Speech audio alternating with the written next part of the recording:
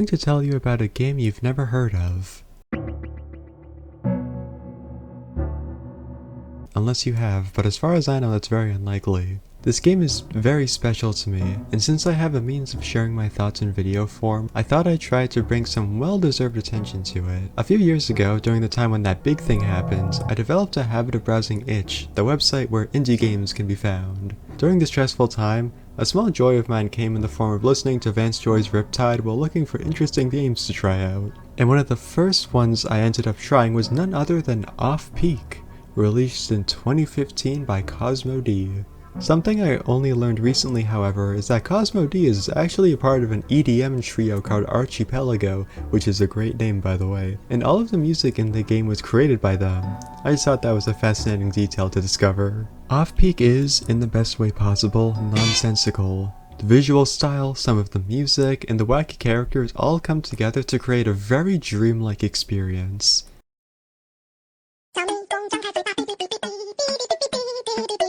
The game begins by taking a tram to a train station in the middle of what appears to be a flooded city.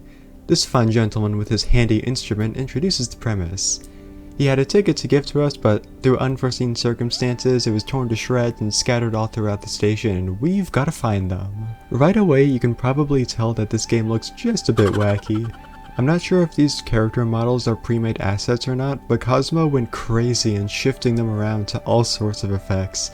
This potato-headed man and strangely tall woman are among the more normal looking ones, trust me. Pushing a big green button and scurrying on through the gates reveals the inside of the train station.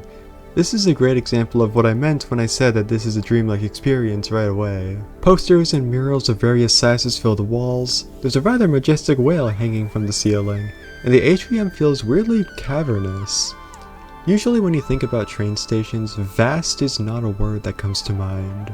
With how much seemingly random stuff is scattered around, the area feels like if you asked somebody who's never seen a train station to recreate one. It almost feels more like a museum, doesn't it? The first ticket piece is here at the entrance as well. Finding them is made a bit easier than otherwise because of these little glowy fellows that fly around them. And they make it a lot easier to find them since these tickets are completely flat, flush with the floor. While looking for the ticket pieces, there are numerous points and people of interest to cross paths with. My personal favorite is this noodle vendor to the right of the entrance. He explains his love for noodles by comparing it to an orchestra, which I think is very charming. I used to be a viola player. I was first chair, first stand in my county youth orchestra, but things as they are, I sold my viola.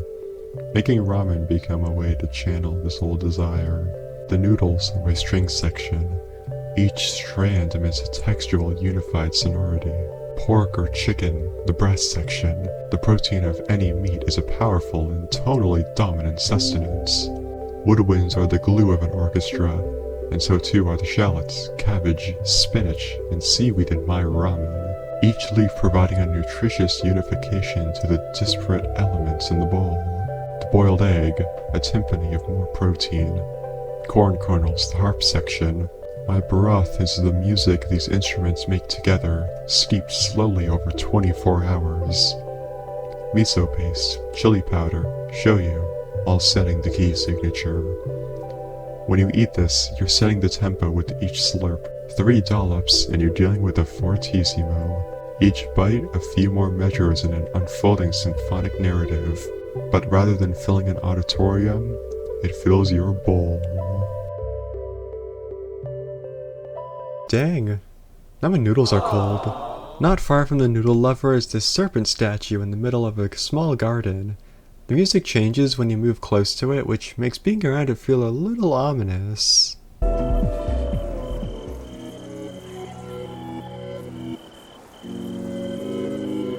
Skedaddling away and down the stairs brings us to a subway station where this fine gentleman stands, sporting nothing but a trench coat and high heels.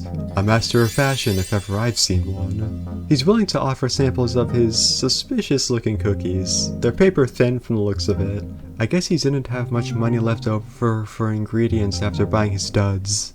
Maybe there's a reason why he's offering them down here. A few other vendors we can come across include stands where sheet music is kept, and this guy who cooked a heck ton of pizza and gets upset if you eat it. What, are they just on display then? They're gonna go bad just sitting on these wooden shelves in a drafty room like this. Madman. At least there's some entertainment scattered around, like this comically large man playing an even comically larger piano with his feet. These onlookers are absolutely enamored. Not far from that is a fish tank with outrageously massive fish. I am enamored. A little game room is to the right of this little corridor, and it contrasts with the rest of the station quite a bit. Because this room is so small, everything is a lot closer together than in the atrium, making it feel cozy, and a few groups of board game players come together to create a very calm environment. It's a nice little rest stop from the surreal weirdness of the rest of the station. Aside from the comically large people, but they're just enjoying themselves as well, no problems here. After waving goodbye to the gamers of the station, we can find the final ticket piece through this door right here. When I first played this game, I thought this area was supposed to be horror themed. The ominous music isn't at all like the funky tune that plays in the atrium, and the pictures that you see on each floor are, for the most part, pretty unsettling. Except for this one, he looks polite. It can't be all that unsettling though, since this couple is embracing each other for an unusually long time, or they're communing alongside the horrors. The spooky stairway opens up to a walkway outside. From here, we have a great view of the atrium. And this whale fella. Alongside the final ticket piece is this lady who seems to be looking for someone. Alright, good luck. With the final ticket piece in hands, we can return back down to the spooky stairway. Oh. Hi. How are you doing that? These ladies won't let us leave until we accept this nifty little gift from them, taking the form of a small skull-shaped thingamabob. There may be a reason why they're wearing sunglasses, because as soon as we take the thingamabob, light fills our vision so incredibly hard that we break the laws of space and physics and warp to the serpent statue. Maybe they're connected in some way? I mean, they both make funky sounds, and serpents do have skulls, I think, so maybe. Something strange is clearly going on here, but there's no time to ponder that. We've got a train to catch. The boarding platform is just as large, if not larger, than the main area of the station. It almost looks like more of an empty warehouse than part of a train station, and maybe an example of a liminal space, in my opinion. The lack of much of anything gives an impression that this place was never completed, but the trains are still supposedly operational. This combined with the fact that the tracks extend into nothingness is a little strange and even unsettling. Do you see what I mean now when I say this is a dreamlike experience? I feel like this visual right here is the epitome of that, and in addition to being ominous and off-putting, the ambient music and soft lighting from the sun almost makes it feel comforting at the same time.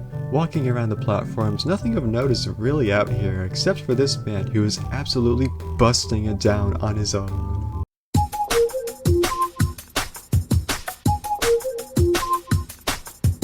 No audience, suitcase tossed onto the ground, throwing shapes without a single care in the world. We need more guys like this in the world.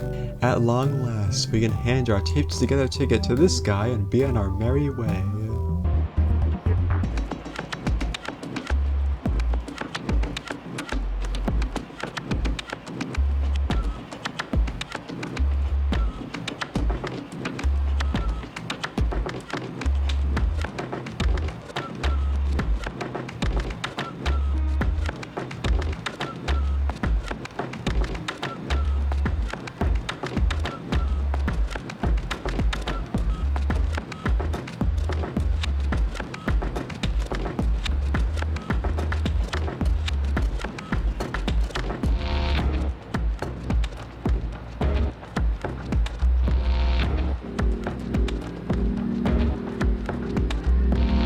As far as I can tell, this is the red-haired lady that the woman on the window was looking for.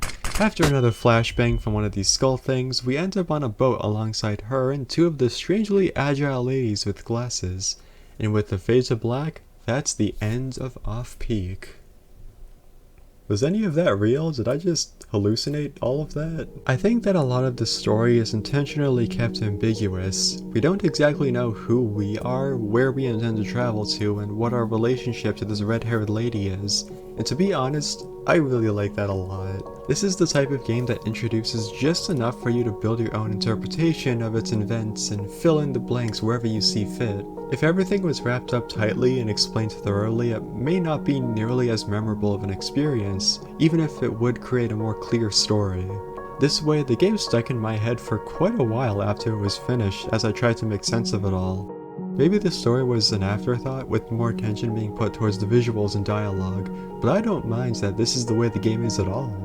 And this actually isn't where the story ends either. As of a few weeks ago, I learned that this actually isn't all that Cosmo D has created. Since this game's release in 2015, 3 more games have been released, with a 4th in development right now, all taking place in the same universe as Off-Peak, and all with that signature Cosmo D I can't believe it's not an asset flip style. Because I only learned about these games recently, I know nothing about them outside of their Steam pages, but it looks like there's a neat bit of variety here with some new gameplay elements and whatnot. It really does seem like this is all a passion project by a small creator, and because of that, I highly encourage you to try out any of these games for yourself. Off-Peak on its own definitely won't appeal to everyone, given how surreal and short it is, and if that applies to you, then maybe one of the later games could offer something new, and maybe more your speed.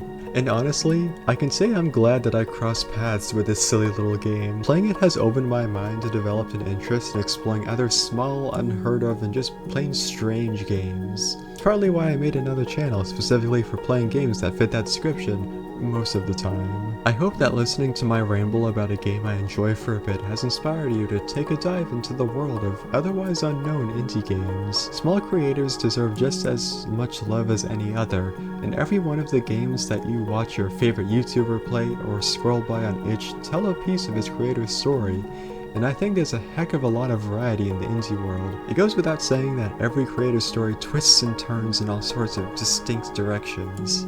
So please, keep an open mind and don't be afraid to try something unfamiliar. Start digging for these hidden gems, and as you do, you may just find yourself looking at art a bit differently. And who knows, if you dig deep enough, then you may even find your own Off-Peak to be enthralled by. Okay, that's all from me. Bye!